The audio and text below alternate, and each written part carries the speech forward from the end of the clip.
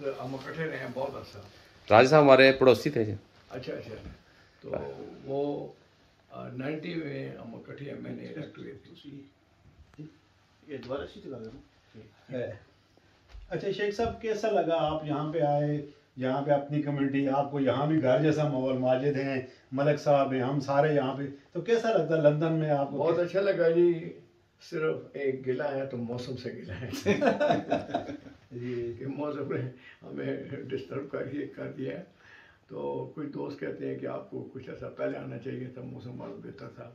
तो मैंने कहा इस दफ़ा तो मैं वाकई लेट आया हूँ, नेक्स्ट टाइम जब आया तो बेहतर मौसम में आएंगे। लेकिन इसके बावजूद भी बहुत से दोस्तों से मुलाकात हो रही है, बड़ा अच्छा लग रहा है। या तो मैं जिस दिन से आया हूँ मुझे ये महसूस ही हो रहा है कि मैं अटक में बैठा हूँ या लंदन में बैठा हूँ। एक भी को घर जैसा माहौल मिला हुआ है। कभी कोई दोस्त आके बताता है कि जी मैं काम मुझसे का हूँ, कोई कहता है मैं अदरों का हूँ। तो कहने का मुझसे ये है कि बड़ा अच्छा मुलाकातें हो रही हैं और ये एक ज़रूरी भी है कि आप अपने वतन के जो लोग बाहर बैठे हुए हैं उनसे मुलाकातें करें। ओवरसीज़ पाकिस्तानी हमेशा पाकिस्तान की तरक्की में हिस्सा डालते हैं। जब भी कोई मुश्किल वक्त आता है, ज़लज़ला आता है, कोई सैलाब आता है, तो ओवरसीज़ पाकिस्तानी बढ़ चढ़ के हिस्सा लेते हैं। लेकिन ओवरसीज़ पाकिस्तानियों को हमेशा हुकूमतों से गिला रहता है कि ओवरसीज़ पाकिस्तानियों को पाकिस्तान में वो फैसिलिटीज़ नहीं मिलती जिनके वो हकदार हैं। क्या कहेंगे? ये बात आपकी जी बिल्कुल सही है। ये जब पिछली हमारी गवर्नमेंट थी तो उसमें भी ये कैबिनेट में कई दफ़ा ये बातें डिस्कस हुई थी कि ये बात ठीक है कि जो चूँकि मैं समझता हूँ कि पाकिस्तान की जो इकानमी है उसमें सबसे बड़ी कंट्रीब्यूशन है ही आप लोगों की। तो हमारी एक्सपोर्ट भी उससे बहुत कम है।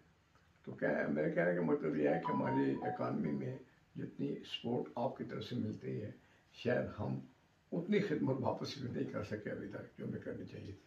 अच्छा शेख साहब, एक गिला बनता है कि इमरान खान ने वोटिंग राइट दिया, लेकिन आपकी हुकूमत ने, आपके जो है मियां साहब ने उनका वोटिंग का राइट छीन लिया। तो क्या फ्यूचर में कोई ओवरसीज़ पाकिस्तानियों के लिए कोई सीटें होनी चाहिए असम्बली में, इनको वोट राइट देना चाहिए ताकि ये भी अपना? नहीं, असल में जो इमरान खान साहब ने दिया वो वोट का हक नहीं दिया।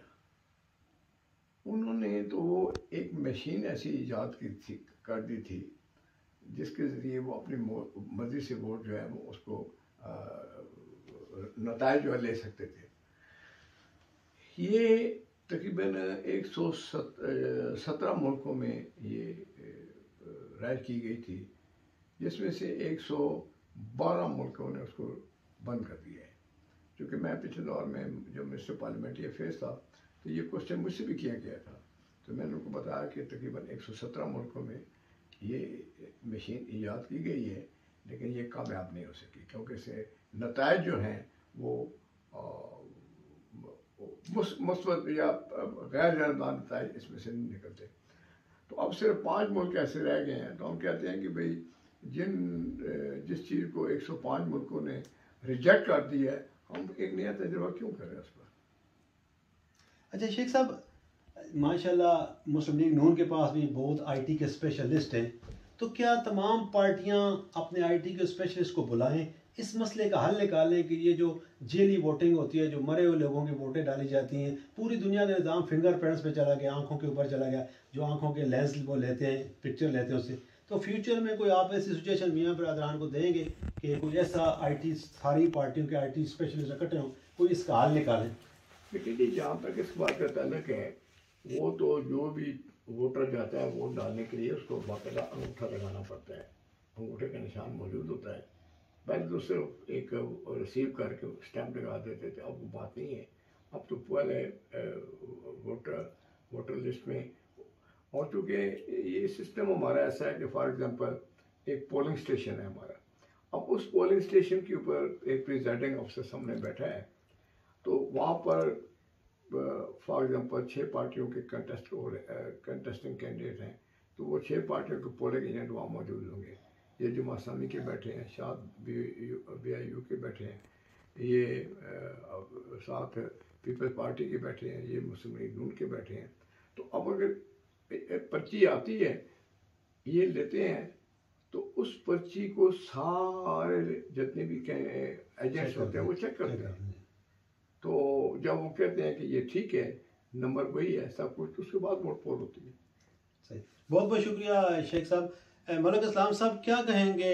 आपके मेहमान हैं, बल्कि हमारी एक सकाफत है कि जो भी पाकिस्तान से मेहमान आते हैं हम उनको वेलकम करते हैं यहाँ पे। तो कैसा लग रहा है शेख साहब, यहाँ पे आप माशाल्लाह पहले दिन से शेख साहब की खिदमत कर रहे हैं? नहीं जी, शेख साहब आए हैं, खुशी हुई है बहुत ज़्यादा कि कोई भी आए तो हमें खुशी होती है। इधर मुलाकात ये वो, और शेख साहब तो हमारे सिर का ताज हैं, और वैसे भी शेख साहब के साथ हमारी शुरू से ही बहुत अच्छा एक ये व्यूवर्स, ये हमारी इलाके की सकाफत है कि हमारे जो भी मेहमान आते हैं हम उन पे तन मन धन निछावर करते हैं। माजिद वरदक साहब, आप भी मुस्लिम लीग नून के हैं, शेख साहब भी हैं, कैसा लगा शेख साहब आपके पास आए हैं? तो एक घर जैसा माहौल है, बड़ी अच्छी कहते हैं। दिन को भी ये बिजी थे और आप बर्मिंघम जा रहे हैं, ब्रेडफोर्ड जा रहे हैं, पूरे यूके का टूर है इनका, क्या कहेंगे?